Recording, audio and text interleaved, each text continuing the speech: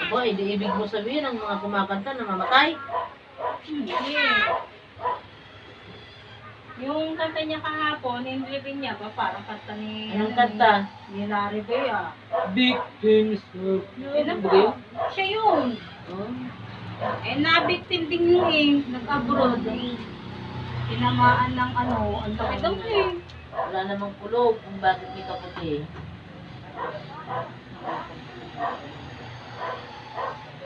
Ngayon na umusbo. Kahapon nagkulog ka.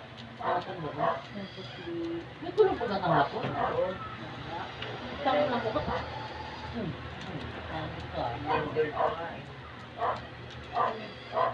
Ikaw, orang mo dami.